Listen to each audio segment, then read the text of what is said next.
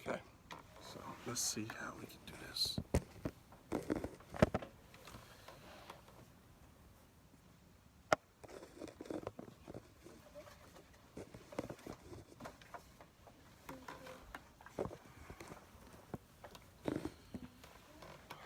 All right. So, alhamdulillah, I'm here with Jessica and her organization, Jessica Cares. Shout out to Sister Jessica for organizing this book reading and book signing for the girls at Jessica Cares. Those of her students who have taken or have read this book, The Paradox of Change, the New Muslim's Guide to Overcoming Obstacles.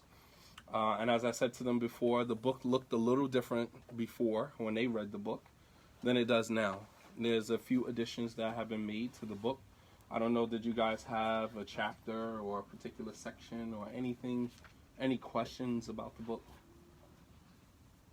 None? Why did I decide to change the cover? Who's the book about? Can I ask you guys some questions, or it's been too long? Do you remember what you covered from this book? You did the presentation on it, so you did. Do you remember? Not exactly, but maybe if you start asking questions. Okay, so who was the book written about? And Sulaim. Sulaim. Who was Sulaim? Sulaim was. I forgot her second husband's name, but she was. What's her real name? Starts with an R. Rumaysa. Rumaysa bint Milhan. Right? And what was so extraordinary? Why choose her out of all of the Sahabiyat to write a book about her? What was so special about her? Do you guys remember? No? How about I tell you? How about I fill in some of the blanks for you? Okay, so what makes her story so special is that a lot of the struggles that she went through, when she converted to Islam, is a lot of the same struggles that many women who convert to Islam today, what they've gone through. Your head coach, Sister Jessica, is a convert to Islam. All right. Most of the women that you're going to come in contact with in our communities, most of them are converts to Islam. Whether their parents converted or their grandparents converted, somewhere along the line, someone converted to Islam. And upon converting to Islam, women go through a lot of difficult challenges than men do, right? Do you guys believe that? What would be some of the challenges that a woman would go through when she converts to Islam? Because I don't think a lot of people know that. I think people think that men and women are pretty much the same. So when they convert to Islam, their struggles, their journey is all the same, and it's not. So what would be some of the struggles that a woman would go through that a man wouldn't necessarily go through? You would have to start covering more and being more modest. Okay. I wouldn't say more modest, because there are some people who were modest before they became Muslim, believe it or not. There were some people who became Muslim, and Islam only enhanced the modesty that they had before they became Muslim. But to your point, yes, they would start covering more. They would have to cover more of their body. Unlike a man who could convert to Islam and he could still wear jeans and a t-shirt, and nothing really changes on that end. There are some Islamic standards as it relates to dress for Muslim men. However, we don't usually adhere to that degree. All right, there are some specifics for Muslim women that they have to adhere to. So yes, when a woman converts to Islam, unlike a man, she has to cover herself, her hair, her body. All right, so if she was used to not covering her hair, not covering her body, then that could be a challenge. All right, what else? What other things does a woman go through when she converts to Islam? Lifestyle changes to her life that might be a little difficult for her than it is for a man. You had your hand up. What were you going to say? I was going to say something about, because usually when women convert to Islam, a lot of other people, non-Muslims, they mistreat the women, and like the women, most of them can't stand up for themselves. But then with men, they know how to go through it. Okay, so you're saying basically that when a woman converts to Islam, she's kind of restricted to some degree based upon what Islam expects from her in terms of her character. Yeah. And men can kind of like defend themselves, protect themselves, and can kind of continue being as they were. Make some minor changes to their character, but pretty much who they are. And there's a great emphasis on Muslim women being humble, being, modest. And sometimes we misinterpret modesty and humility to mean be a doormat. You know what a doormat is? What's a doormat?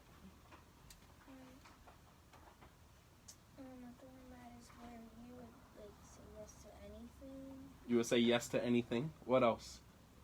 You're like a pushover. You're a pushover. You just let people walk all over you, right? Is that what Islam requires from the Muslim woman? To just be humble, modest, just let everybody just walk all over you and just say yes to everything? Is that what Islam requires of you? No, not at all. So there are some misinterpretations of what is expected from a Muslim woman, and that is usually, put out there from the very beginning, that as a Muslim woman, especially as it relates to her and her relationship with her husband, right? There's great emphasis on obey your husband and humble yourself and listen and, just say yes to everything. You don't necessarily have a voice. You don't necessarily have an intellect. And as Sister Lamise, you guys might know her. She runs the daycare. All right. Sister Lamise, she said, huh? Mm-hmm. Sister Lamise, we gave a lecture at IED a couple of years ago. And Sister Lamise came in and gave a talk. And she said something profound. I never forgot it. She said, in Islam, women are instructed to cover their hair, not their brains. Right. You know what that means? That although you wear the hijab and you cover your hair not your brain. Meaning you still have to use your intellect. Right? So, very profound. Okay. Any other challenges, struggles? What about children? That's a big one. You have many women who convert to Islam and they have children, from previous marriage or previous relationships.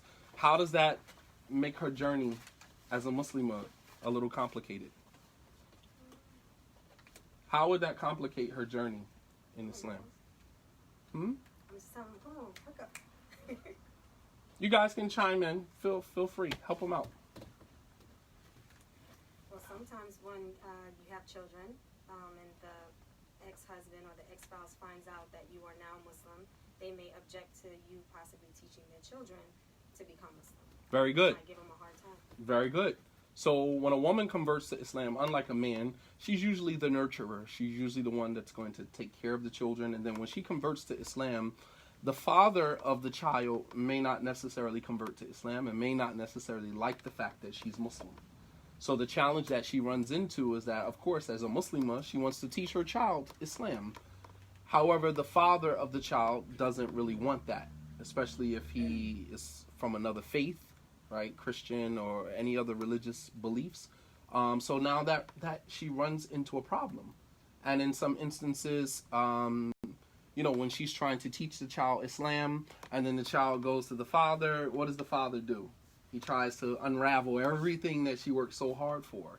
And it's like she's working twice as hard, right? As a normal woman who, if she converted to her Islam and her husband converted along with her, her journey is a lot more easy. It's a lot easier versus a woman who converts by herself and she's trying to teach her child Islam and the father of the child does not want that religion for his child.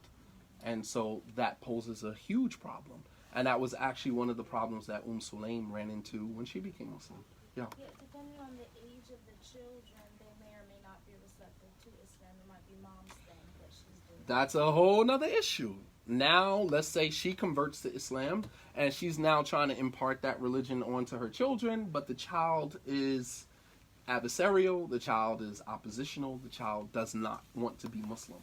So not only is she catching flack from the child, but now from the father of the child, but also from the child, him or herself. So you can see how that can be very challenging. Whereas a man, he converts to Islam, he doesn't necessarily carry the children along with him. The children usually are with their mom, and the mom usually handles most of that. Father may buy the clothes, father may, occasionally take them to the park or whatever, but the children spend most of their time with their mom, right? I have another issue that Muslim women go through Mm-hmm. with the children. So, if the Muslim woman's husband were, if they have children and they're teaching the children Islam, the husband might threaten to kill the children if she doesn't stop teaching Islam and she doesn't convert. Right. There may be threats of physical violence for the woman to convert back to the religion, the previous religion. All right, because obviously when a person domestic abuse is not necessarily about the physical abuse, it's about controlling another human being. You want to control them. And obviously when you can't control someone mentally, then physically you try to control them. So yes, there may be threats of physical violence against a woman. Yeah. What about her family? She converts to Islam, and let's say she lives with her mom. And there are tons of situations in our communities where women at 16, 17, 18 years old have converted to Islam, and they still live with their mom and their dad, who may be Christians or may follow another faith. What type of challenge does that pose for her? Their mom or dad or whatever could they could try to threaten to kick them out the house, to make them abide by their rules as long as they're living underneath their household. Yeah. And stuff like that. So the parents may superimpose on the on the girl that if you're going to practice Islam, then I don't want you to pray in my house. I don't want you wearing that scarf on your head in my house.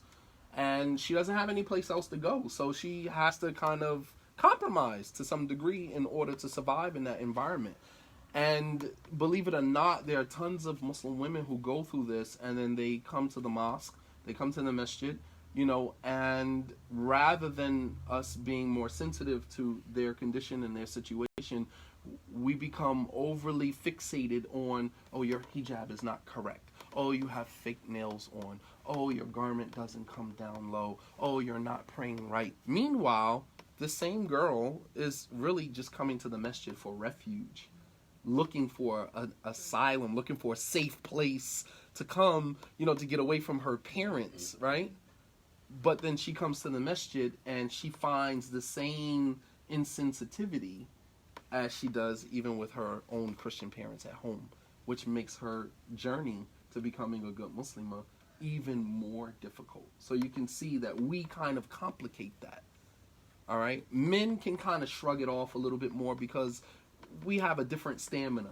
We have a different endurance, a level of endurance and a different stamina. That's not to say that men don't have some of the same challenges, but the way that we handle our challenges, men, we're taught, we're bred to be independent. We're bred to be, the breadwinners, and to, women are not necessarily reared like that. They're reared to be nurturers, to be homemakers, and sometimes they are waiting for the right person to come into their lives, and they merge their lives with the lives of that person, and that's usually how it works. But for men, we're not necessarily taught to sit around and wait for the right woman to come along and then, leech off of whatever resources she has. As a man, we're taught to go out and earn our own. So men don't necessarily have to tolerate that. Women, on the other hand, they kind of get stuck in a place where sometimes they have to, right? It's easy for a man to say, well, Mom, I'm not giving up my religion and I'll just pack my bags and leave. A woman and her mom, they have a different type of relationship than a man and his mom. Totally different relationship. All right? Yeah. So if the Muslim woman is living with their parents, if their parents aren't Muslim, they might, for example, you know how some people cook with alcohol and stuff like that? They might cook their food with that, and then she has to find something else to eat, or they cook with pork, so she has to go out somewhere. Right. Find something to eat. Good point. She said that if a woman converts to Islam and her parents are Christians or of another faith, then she runs the risk of the parents cooking with alcohol or there being pork or things that are haram for us to eat, right? Being cooked, and so therefore she runs the risk of not really having anything else to eat, no alternative, because most of the things that are being cooked in the home is something that goes against her Islamic diet. And yes, that is a big problem. Any other challenges? Any other challenges? Yeah. If she's used to having male friends. Very good. What about that? How does that become a problem? Well, you can't just like loosely hang around with like non-Muslim men. So she might have to like distance herself, but she's already grown a connection with them, so it might be harder for her, especially like since women are a little, I'm not gonna say emotional, but more in tune with their feelings than men are. It Very might be good. a little harder for her to snap that connection. Very good. She said that sometimes when a woman converts to Islam, she may have had, and I hope you guys are listening. This is our next generation, right? She said that the woman who converts to Islam, she may have male friends prior to Islam. And then, of course, observing the Islamic etiquette of, not free mixing or intermingling with the opposite sex. So she may have to sever ties with those men, or at least put some distance between herself and her interaction with those men, understanding that Islam does not condone that. And women's connections to people are a lot different than men. Our connections are more physical, right? Whereas women's connections are more emotional, or more emotionally inclined. So therefore, and actually we mentioned that. I actually mentioned the exact same in those words, as a matter of fact, that sometimes women have emotional connections to people in their lives, and it's not just as simple as just cutting ties with them. Okay, I'm Muslim, I can't talk to you anymore, and that's it, right? Women think about they see the whole picture. It's like, all right, well, I feel bad that I got to kind of cut you off, but I got to put some distance between yourself and me, myself and you, because Islam does not condone that. Whereas with men, men might still have relationships with women. It's not really a big deal. Most men, I could say for myself as a convert to Islam, most men do not just cut women off when they convert to Islam. It doesn't usually work like that, because our connections to people outside of ourselves is usually not an emotional connection. It's not. It's a very physical connection, and that's usually how we function as men. We get what we need from people, and we give people what we believe they need, and that's usually our exchange. Whereas women, their connections are a little deeper. All right, so yes, that is a problem. And then on top of that, the same Muslim woman may have male friends, and then you'll have other Muslim women that will superimpose on her, oh, you can't talk to men, or you can't talk to boys. And it complicates the journey a little bit more, because you are forcing her to move at a pace that she is not ready to move at. How long did it take before Allah revealed the hijab? Do you guys know? 15 years. Actually, 18 years. 13 years in Mecca, there was no ayahs revealed about the hijab.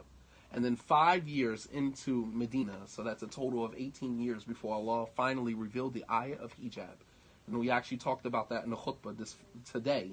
And the person who actually made the initial advice to the Prophet ﷺ about the hijab was Umar bin Khattab. So if that was an 18-year gap in the first generation of Islam, that Muslim women were given this kind of grace period to kind of acclimate themselves to the religion, don't you think now, 1440 years later, don't you think Muslim women that convert to Islam should be kind of given like a grace period? Not to say that the hijab is not an obligation, but kind of letting her find her way, letting her navigate her way to the point where she is wearing full hijab and abaya all on her own, without kind of superimposing that on her. And not only do we superimpose the hijab, we also superimpose even the details of the hijab. It has to be an overhead abaya. It can't be something worn on the shoulders. It has to be black. It can't be any other color. You understand what I'm saying? Like, we overly complicate it more than what it already is.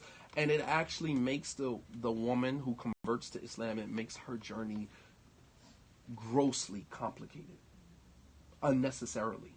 Because if the Sahabiyat who were with the Prophet ﷺ, they saw revelation coming down, they were there, they saw the miracles, and they were given a grace period. If we are 440 years after them, we're never going to see the Prophet ﷺ. We're never going to see. The only thing that we're practicing Islam based upon what is we read in the Quran and what we read that are compiled in Islamic books. That's it. That's the extent of our practice of Islam.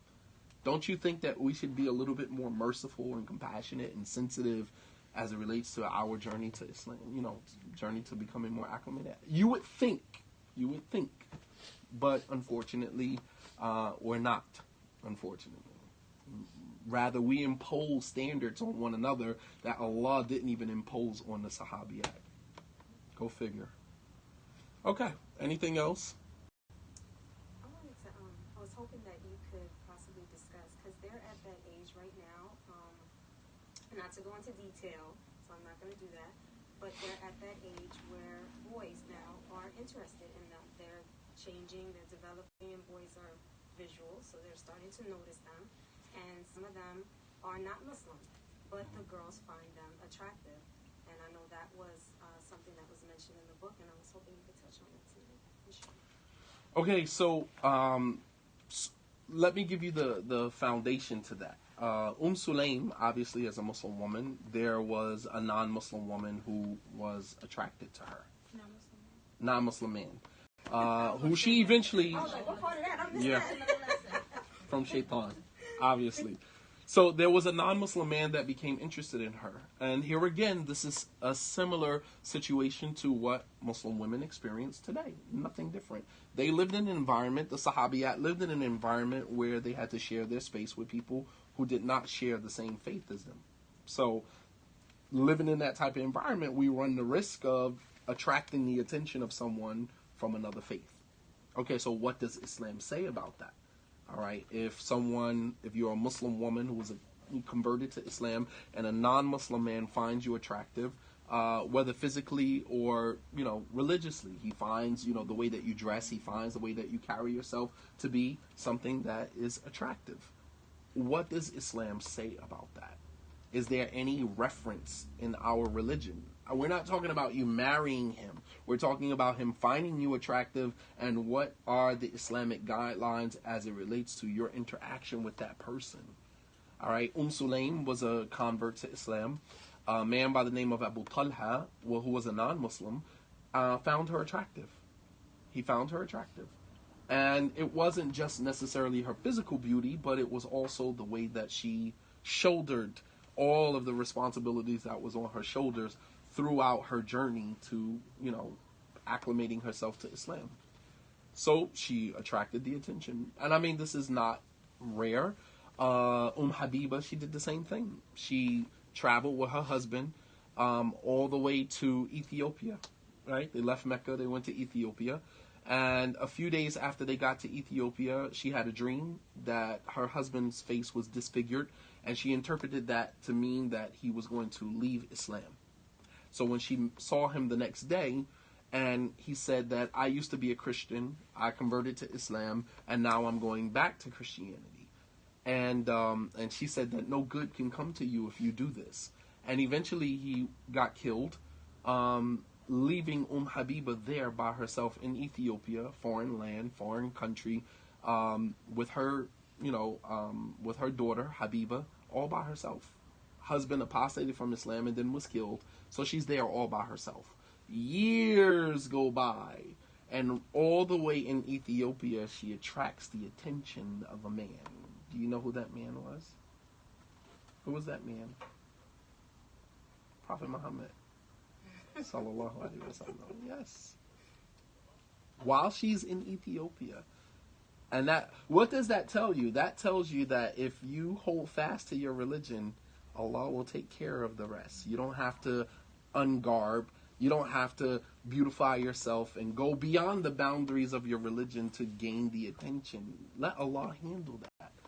She was all the way in Ethiopia, and he was all the way in Medina. And you do the distance, right, when you look at the map.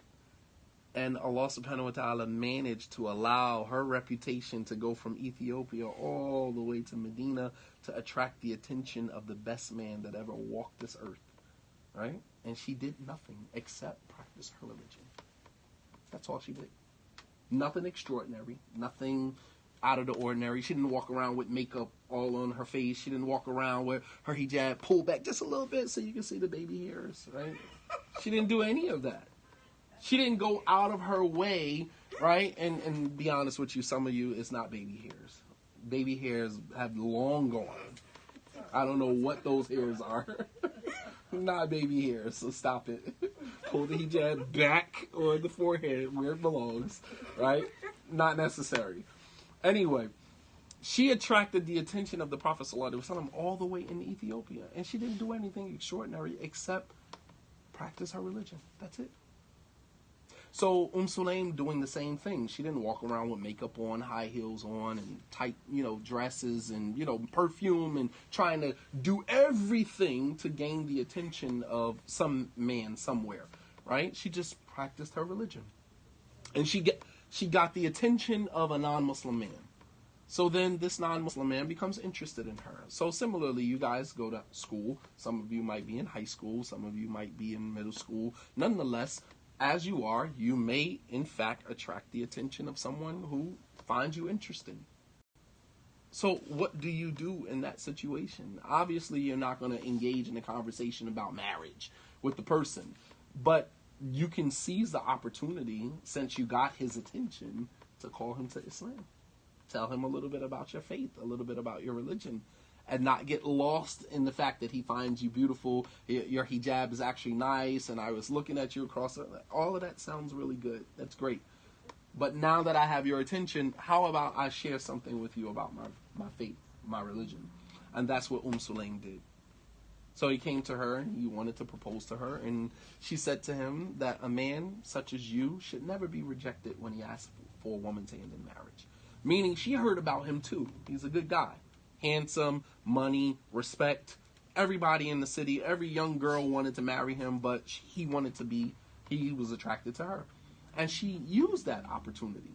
She didn't say, oh, get away from me, astaghfirullah, you're a non-Muslim, a'udhu billah. For what? Why is all of that necessary? I don't understand why Muslim women do that. Can someone answer that for me? Yeah. Because that's kind of stalkerish. It's kind of stalkerish? It's like if a brother or any of the guys from my school just came up to me, went on his knees, proposed to me. I would be like, hold up, kid. I'm 14, you're younger than me, so sorry, but no thank you. First of all, do you know any about my religion? Do you know anything about me? I'm sorry, but wait till you're like 20-something. We're just kids here. Please do not. That is hilarious. I don't think any 14-year-old would walk up to you, get down on one knee and propose. But since he's on his knees, why don't you teach him why he should really be on his knees? And you should be on your knees to praise your Creator. Absolutely. So what I'm saying is to seize the opportunity. All right? So to seize the opportunity, to tell him, get up off your knees. Let me have a conversation with you. Do you know who God is? Who do you believe? And that's what Sulaim did. He came to her and he proposed to her. She said, no, I'm not interested. She said, a man like you should never be rejected when he asks for a woman's hand in marriage, but you are a non-Muslim man and I am a Muslim woman. And that is the only thing that is stopping us from being together. Meaning, just because you are a non-Muslim doesn't mean I don't find you attractive. You have some Muslim women who go to such extremes. A'udhu billah, he's ugly because he's a non-Muslim. So just because he's not a Muslim, he's ugly? Like, that's not even realistic. One has absolutely nothing to do with the other, right? Number two, just because he's a non-Muslim doesn't mean that he doesn't have good character, right? The Prophet ﷺ, he saw something in Umar as well as Amr ibn Hisham, who was Abu Jahl. He saw something in them, even though they were, the day Umar converted to Islam, he was trying to kill the Prophet ﷺ. Amr ibn Hisham, Abu Jahl, was responsible for killing so many. Sumayya, the first martyr in Islam, right?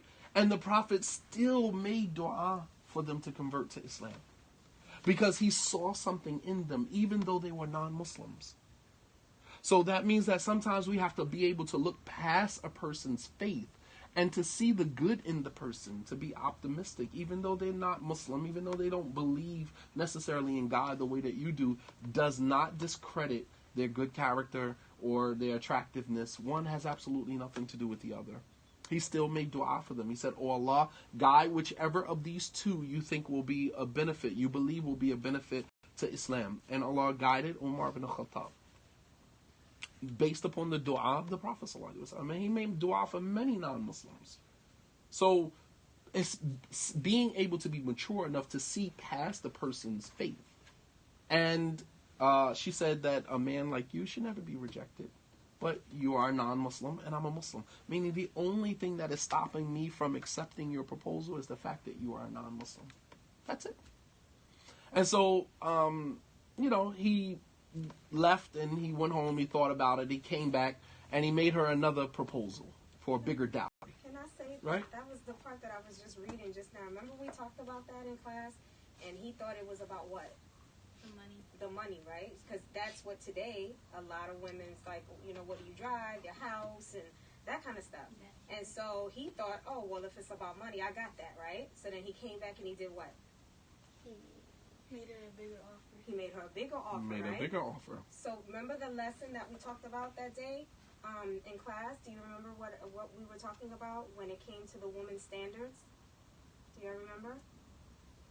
Not exactly.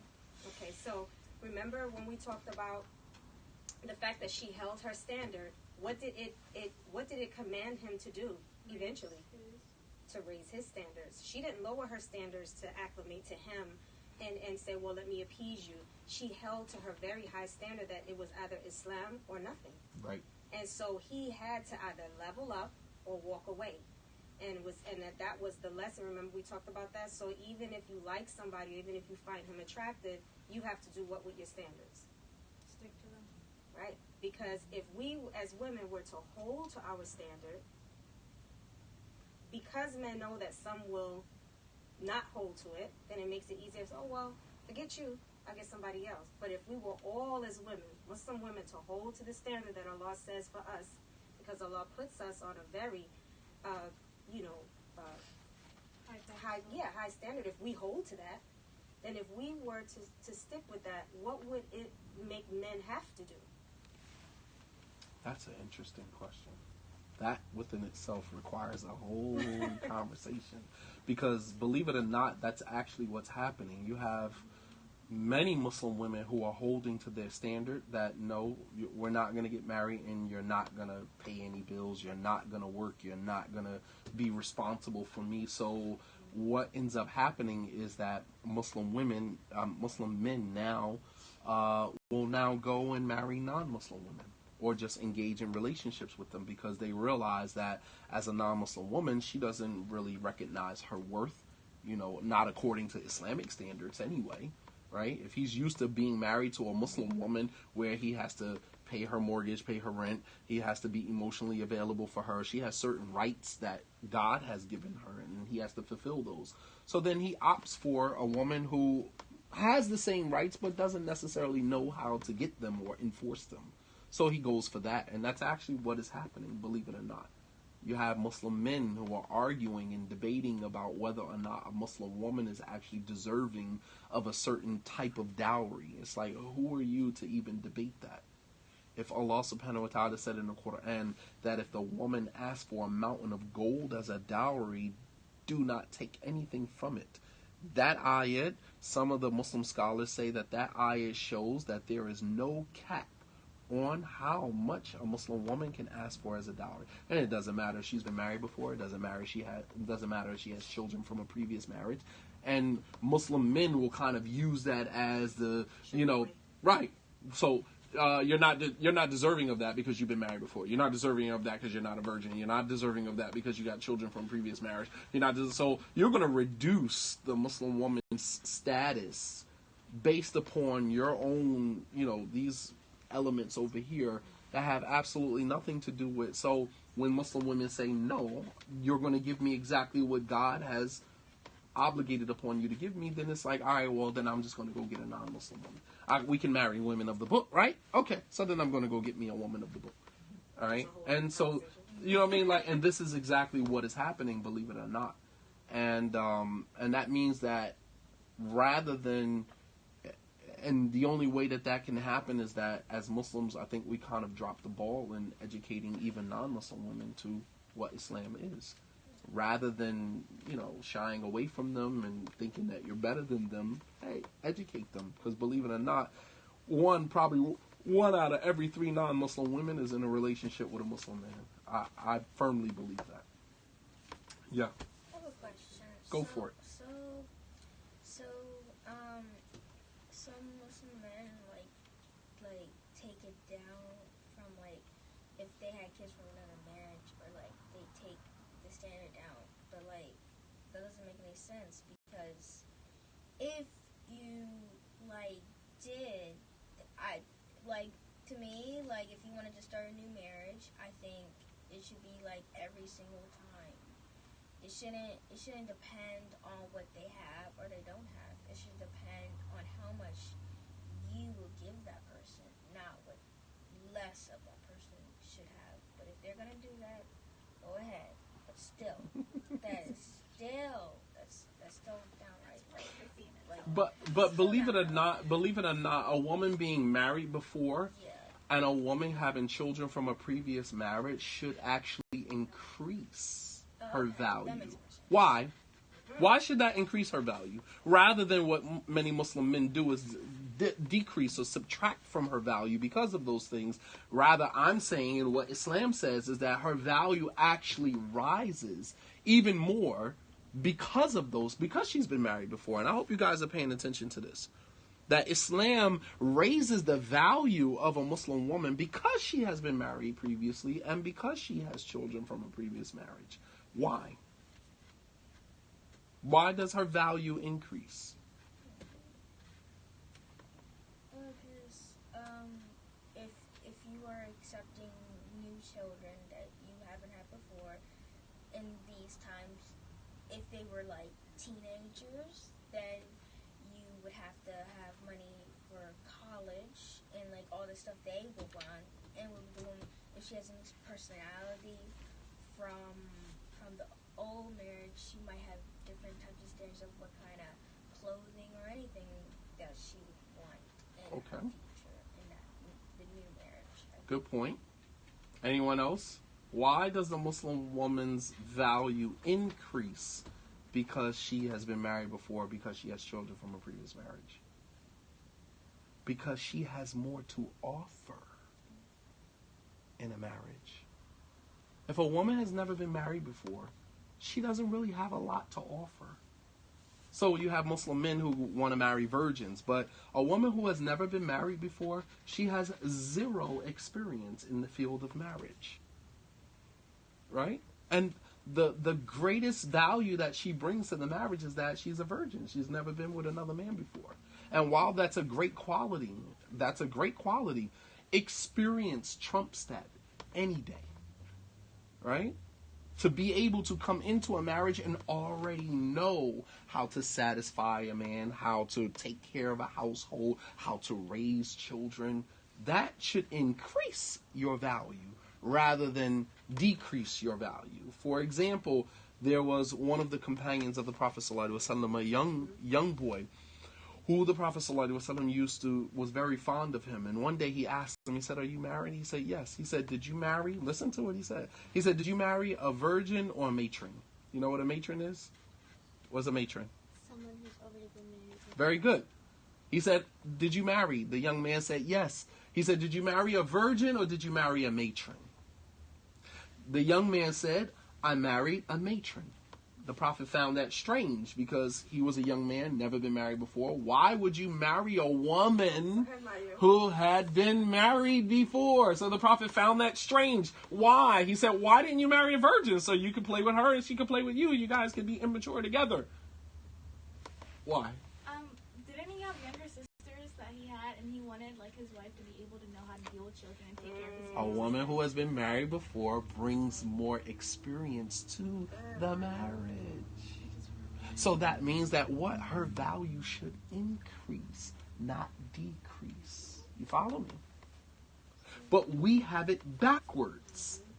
We have it backwards. We believe that because you have been married before, another man has been with you, so your value in my eyes decreases.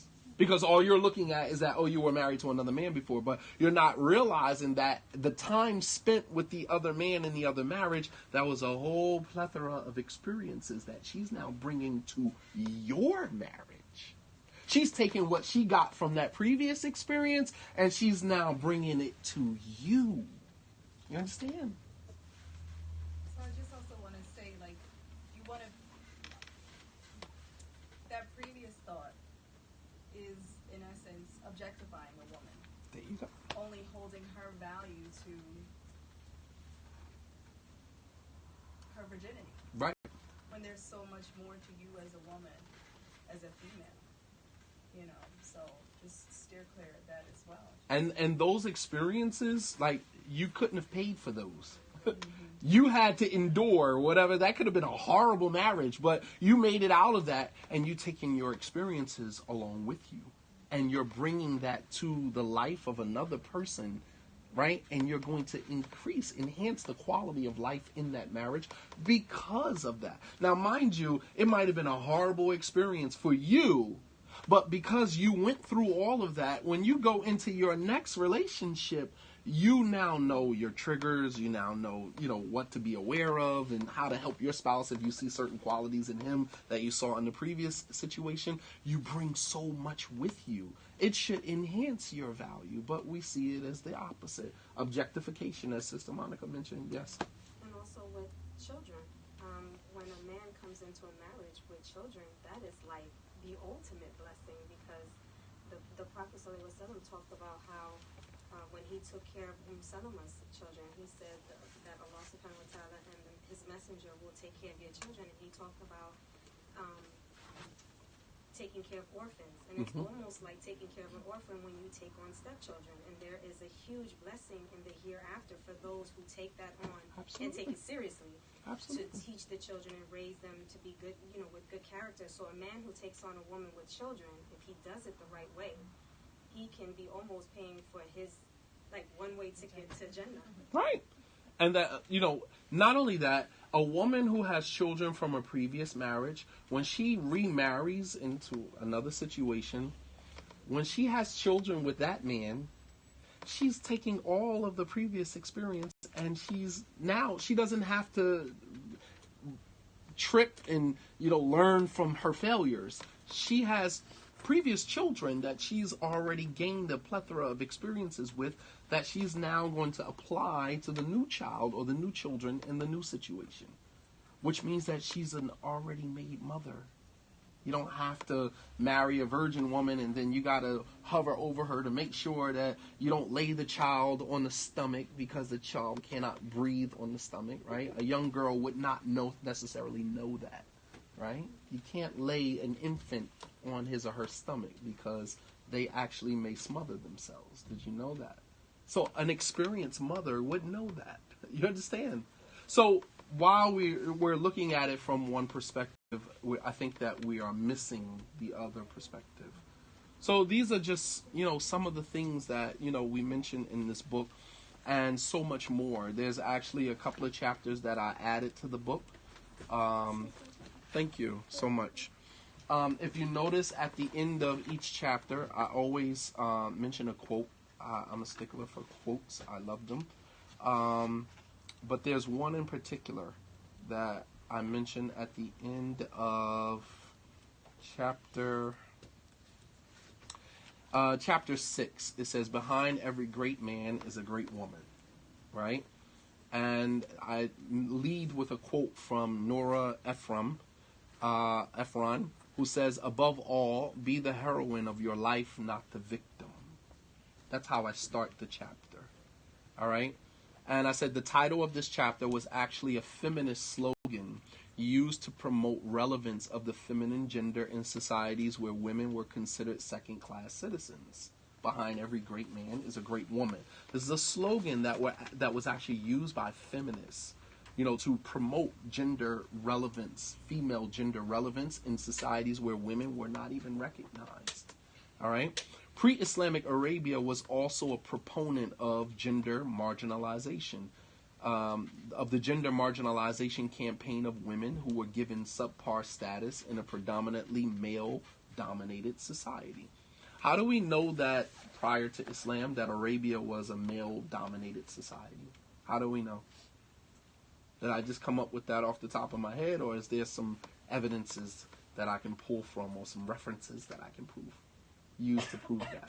How do we know that pre-Islamic Arabia was a predominantly male-dominated society, misogynistic society? How do we know? What was being done to girls during that time? Can we talk about this in class? What was being done to girls during that time? They were being buried alive for no other reason other than the fact that she was a female and not a male. It doesn't get any more misogynistic than that, right? This was going on, and the irony of that is that most of Prophet Muhammad's children were girls. You see how that played out? Both of his male children died in infancy. Only his female children lived long enough to get married, and some of them had children, right, and then died. Fatima was the only one that outlived him, right? And he had to raise his daughters in an environment where women were actually being buried alive for no other reason other than they were women. Can you imagine how? And so here again, we're talking about struggle. So when a woman converted to Islam, even after Islam became prevalent, there were verses from the Quran that had to be revealed that would raise the standard of women, because pre-Islamic Arabia had already shaped the minds of men. Even though they converted to Islam, they still saw women as, second-class citizens. There's a verse in the Quran where Allah says, Ya nisa an-nabi, lastunna ka ahada min an-nisa. O women of the Prophet, you are not like any other women. You understand? As a Muslim woman, you are unique. He raised their standards. Prophet Muhammad said that any man who raises two daughters, Jadiyatain, who raises two daughters, right, until they become the age of adults and marry them off, then he will be in Jannah with me like this. And he held up his two fingers like that. So one woman said, well, what about if you only... So one man said, what about if you only have one daughter? He said, even one daughter. He said that whoever, in another hadith, he said, whoever raises daughters and marries them off, then they will be a barrier from the hellfire. They will protect them from the hellfire. So all of these different hadith, we don't necessarily understand. We don't look deep enough into it to understand the cultural context and why he was saying these things, why he put so much emphasis on treating the young girls kindly and, raising them right and marrying them off and giving them their rights. He put so much emphasis on that because they grew up in a society where women were second-class citizens. I mean, even here in America, it wasn't until Obama was the president that there was equal pay across gender lines. Did you know that? Even up to President Obama, even women in this country did not receive equal pay to men. It wasn't until Obama signed the Equal Pay Act while he was president that men and women get paid the same amount. If you're the CEO of a company, I'm the CEO of a company, we get paid the same amount. I don't get more than you because I'm a man. As a matter of fact, you should probably get more because the 8 hours that you are away from home, guess who you're leaving? Your children. Right? You're neglecting your household duties. Right? Ask any woman who works and then try to come home and cook dinner, and and there's women who do it every single day without complaint. Every single day. While men, we, do us and we're supposed to make more than you. So yeah, it happens. All right, misrepresented text from the Quran and the Sunnah has allowed modern Islamic societies and communities to not only continue the less than stellar treatment of Muslim women, but has also legitimized it through a systematic process of autonomy deprivation. What does it mean to be deprived of your autonomy? What is autonomy, anyway? What does that mean? Huh? Kind of like independence. Independence? A little bit more than independence. What is autonomy? You guys are high schoolers. Some of you. So let me add that to your vocabulary. Autonomy means basically your ability to make your own decisions, right? So it's independence, but it's independence and to claim your own, ability to choose, make your own decisions, and, make the choices and the decisions in your life that you believe are going to be best for you. That's what it means. So what we've done in the Islamic community is that we've legitimized the taking away, the stealing or stripping you of your autonomy. So how is that done using Islam? So we'll use texts like, the Muslim woman cannot leave out of her house without her husband's permission, right? So now you are kind of restricted, that you cannot step foot out of your house without your husband's permission, and if you do so, then you are somehow disobeying your husband, which in turn makes you disobedient to God, which in turn makes you a sinful Muslim, which in turn makes you a bad wife. You see how that works? That's a horrible, horrible string of connections there. The whole purpose, and I'm going to give you, and while yes, there are texts that say that the Muslim woman should not allow anyone into the husband's house without the husband's permission, all right, and that's provided that the husband is actually the one who provided you with the house, not that it's actually your house and you're going to give him all. You see how that works? How is it that a Muslim woman, the house is in her name, the car is in her name, she's the one that earns most of the money for the household, and then I'm supposed to relinquish, as a woman, you are supposed to somehow relinquish your entire autonomy to him when he has done nothing to earn that? You follow me? So it's we're legitimizing things that, we're forgetting the details of that. That you should not let a man, or you shouldn't let anyone in his house without his permission. But there's also times where a man cannot even enter into his own house without the woman's permission. Did you know that? Yes, thank you. There are times when a man cannot enter his own house without his woman's permission. Did you know that? When is that? That's when he's traveling, so he would call ahead to let her know I'm on my way in, because to give her time to prepare. But yeah, when traveling. There you go.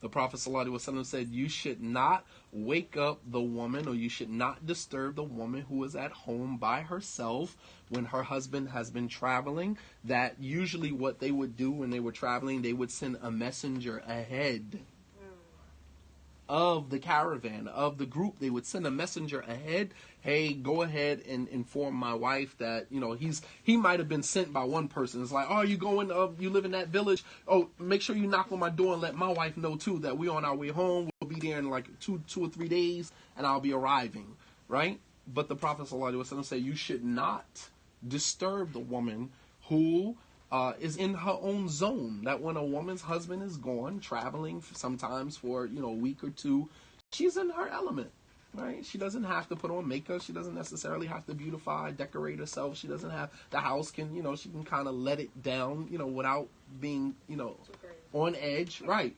She doesn't have to do all of that. And a man should not walk in on her like that, out of fear that it would interfere with the way that he sees her. Islam wants to maintain that level of reverence and respect that the man has for his wife. And in order for that to happen, the man should give the woman space to prepare herself for him. So, as a woman, you are never allowed to get caught slipping, right? Men, our mustache can be hanging over our lip. We haven't had a shape up in weeks, and we haven't been to the gym in a while, and we'll get a pass. But as a woman, you are never allowed to be caught slipping. Everything has to be, we expect anyway that you go to sleep laying like this so you don't mess your hair up, because when we wake up in the morning, we want you to look exactly the way we envisioned you last night, right? And it doesn't usually work out like that. Yeah. Is that the reason why my mom has to like? Stop. I tell my kids in school, leave all your home stories at home. We don't need to know anything going on at home. And you're on Periscope later. Right. So as you can see, there is some authority and autonomy that Islam actually gives Muslim women, right? Even the Prophet ﷺ used to ask permission to go to one of his wives' house from his other wives. Did you know that? That a man who has multiple wives, he cannot just choose to go to this wife's house or that wife's house if it is not her particular night. He has to ask permission. That is autonomy. That is authority that Islam has given the Muslim woman. Even when the Prophet ﷺ was sick, he was, dying his last few days, he asked his other wives permission to spend the rest of his life in the house of Aisha, which is exactly where he died. And they gave him a pass to do that. Did you know that there's a verse in the Quran that exonerated the Prophet ﷺ, meaning he did not have to spend time equally with his wives? And although that was not an obligation on him, he still did it anyway, right?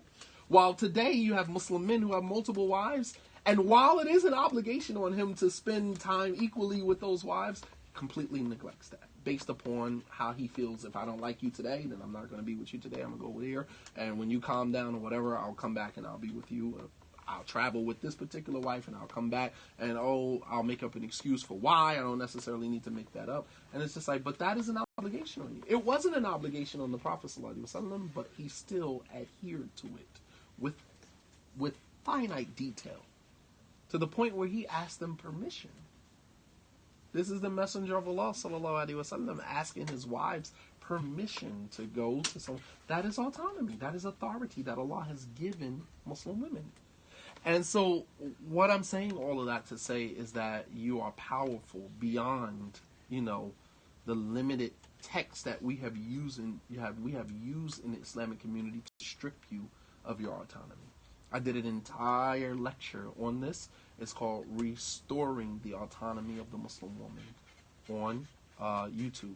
You can go to my YouTube channel, www.rawdah, RAWDAH, and you can find that video there. I mentioned so many different evidences and texts to restore that. I think that we have gone way too far in stripping you of your autonomy, and to our own detriment. To our own detriment as men. All right? So this whole chapter, what I wanted to get to was the actual quote, and I'll end here. At the end of chapter 6 on page 192, there's a quote here. It says, "A strong woman is one who feels deeply and loves fiercely. Her tears flow as abundantly as her laughter. A strong woman is both soft and powerful. She is both practical and spiritual. A strong woman in her essence is a gift to the world." And I think that if we worked as a Muslim community, we work towards nurturing strong Muslim women in our community. I'm not talking about women who can regurgitate ayats from the Quran. That does not make you strong. It does not make you strong because you can quote an ayat from the Quran. It doesn't make you strong because you understand, you memorize the 40 hadith of Imam an-Nawawi. That does not make you strong. Memorizing a hadith does not make you strong. I'm sorry. I think we have to dig a little deeper than that. Memorizing a hadith in Arabic and being able to quote it verbatim in Arabic does not make you strong. And it's unfortunate that that has become the standard in the Islamic community. That in order for you to be viewed as a strong Muslim woman, you have to somehow reduce yourself from this womanly status that Allah has given you, and you have to now dwell in the realm of men, of memorizing texts, and in order to be considered, mashallah, she's a strong Muslimah. Or we'll base that on your dress. She has on all black and niqab and gloves. She's a strong. That has now become the standard. It's not the fact that she is an entrepreneur. She runs her own business, right? That she can, she can handle herself financially. It's not the fact that she volunteers, her time to help the Islamic community. It's not the fact that she gives sadaqah and charity, right? Juwayriya, she was called by the Prophet ﷺ, her own husband, the woman with the longest arms. And so some of her co-wives, they used to look at Juwayriya's arms and they used to compare, and they used to say, why is her arms is not longer than mine? What did the Prophet mean when he said she's the woman with the longest arms? She's the most generous and giving. She used to give the most sadaqah out of all of his wives. That's powerful. Because where's she getting the money for sadaqah? You think she's going to the Prophet asking him for money to give sadaqah? No. These women had their own. These women had their own. They used to work.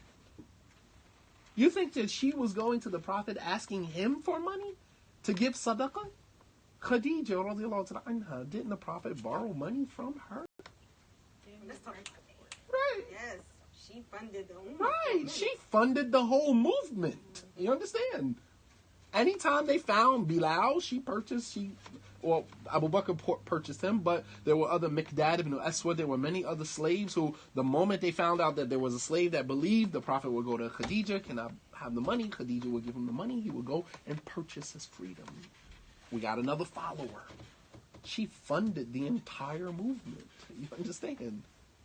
That is powerful. That is powerful. Not only was it just for the finances, but when he saw Jibreel for the first time, who did he run home to? He ran home to Khadija. Out of all of the people he could have ran home to, right? He ran home to his wife. That's powerful. There was something drawing him to her. There was some validation that he needed, that he knew she would give him. She was 15 years older than him. Here again, that experience. You understand? Someone his age at that time probably could not have provided. Think of him at 40 years old, married to a 15, 16-year-old.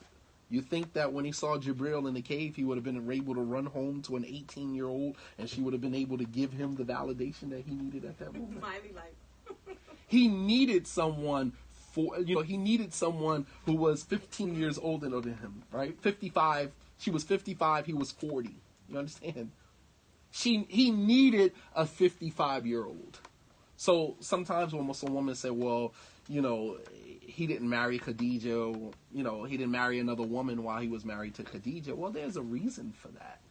Because when you're married to a woman like Khadija, you don't necessarily need another woman. You understand? She's all the woman that you need at that moment. And it wasn't the time for polygyny. They weren't building families at that time. They were surviving. There was a bounty on the Prophet ﷺ's head. He couldn't even come outside. Quraysh put a bounty on his head. Bring Muhammad 100 camels to the man who kills Muhammad. Brings him here dead or alive. That's not the time to go and marry multiple wives. You understand? That's survival. Migrate to Medina, and then we're talking about building community infrastructure. We're talking about, so it wasn't the time. So for people who like to use that as, as the, excuse for why polygyny shouldn't exist, the fact of the matter is that he didn't marry Khadija he didn't marry another woman while he was married to Khadija because it wasn't time. It wasn't the time to do so. But when we talk about strong women, right? A strong woman in her essence is a gift to the world. And I think that we have done ourselves a huge disservice in the Islamic community because we have not allowed our Muslim women to arrive at the place of being strong. We have suppressed them, we have repressed them, we have oppressed them on so many different levels to our own detriment. And now when we don't want them anymore, we discard them and our children and we go get a non-Muslim woman. Think about that.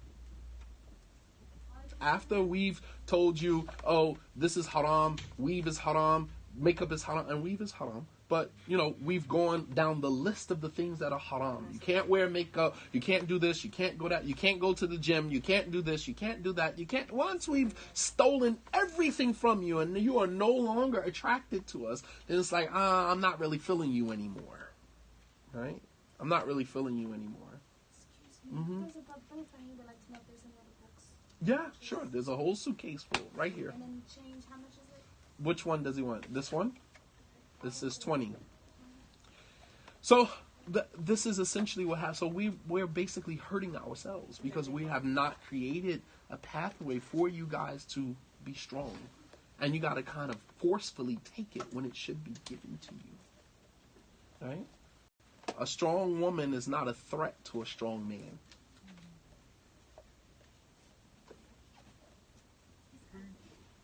$15? He's got 50. Do you have change? I think I do. Give me 1 second. Okay, so we'll stop here, inshallah. You guys have the book, The Paradox of Change. If any of you are interested in purchasing the book, you can purchase the book through PayPal, Imam Shadeed Muhammad at Gmail. The book with shipping is $26.99. Be sure to leave your shipping address, inshallah. You can go to PayPal and you can purchase the book now, inshallah, and the book will be shipped to you. Be sure to leave your shipping address. $26.99, inshallah ta'ala. The Paradox of Change, the New Muslim's Guide to Overcoming Obstacles. It is my wish that at some point, whether in my life or after my demise, that someone takes this book here and develops an entire curriculum for new Muslim women. You already have the blueprint. All you got to do is create the curriculum. And that curriculum shared throughout the different masajid, especially amongst the more foreign masajid, because there's absolutely nothing for new converts, whether men or women, in many of the foreign communities. Nothing. So when a person takes Shahada, they're fed all of this Arabic, they're fed all of these different phrases and hadith, most of which they don't even understand. And that is not the way that we cultivate strong people, strong Muslims. We have to go back grassroots from the very beginning. So with this information that is in this book, you could create an entire curriculum, a 10-week course, a 20-week course that every Muslim woman has to go through, a convert or not, has to go through that curriculum before you are eligible to do anything, volunteer at the masjid or get married or whatever, because you have to know your own worth. Before you can add worth and value to anything else, you got to know your own worth and your own value. You follow me? You can't possibly add value to something if you don't know your own value. So, with that being said, وصلى الله على نبينا محمد وعلى آله وصحبه وسلم تسليما كثيرا وآخر دعوانا أن الحمد لله رب العالمين. I have a book I want to give away, and maybe you guys can give it to somebody, sadaqah. So I have a simple question that I want to ask, and I'll ask the question from the book. You guys read the book before, so you should know the question. So. Some of them have read it. Okay, some of you. Well, we can take a shot. Let's see.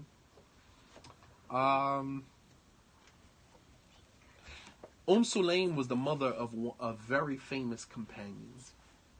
Very famous companion. What was his name? Sulaym was the mother of a very famous companion, young man from the community of the Prophet ﷺ who memorized many, many, many hadith and went on himself to become a scholar in Islam. Who was that man? Can I guess?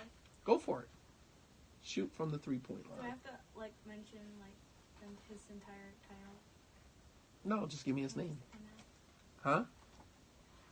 What'd you say? Go ahead, sweetie. Probably, it's not right. I was probably not right. It might be. is, because every time you say that, you usually are right. Don't you know that statistically, when you're answering a question on a test, the first answer is always the right one? Usually people circle, if it's multiple choice, they'll circle B, and then they'll go back and they'll erase B and put C. B was usually the right answer. Go ahead, What's his name? What did you say? Yes, you do, sweetie. Just Go say ahead. what you just said. Doesn't matter how you say it. Just say, was it Anis or Anas? There you go. See? Allahu Akbar. It was Anas. It was Anas. Anas ibn Malik. That was her son. And he eventually went on to become one of the great scholars of the Sahaba. Yes. That was his name. You're right. So you could give that to someone sadaqah. And for every word that the person reads out of that and benefits from it, you get the hasanat for it. Any other questions? You guys are great. What's up, man? You okay? Moms have any questions? Muhammad, you got something to say first? He's like, I'm in a room with all these girls. I'm good. Well, girls, Let me I tell- wanted to just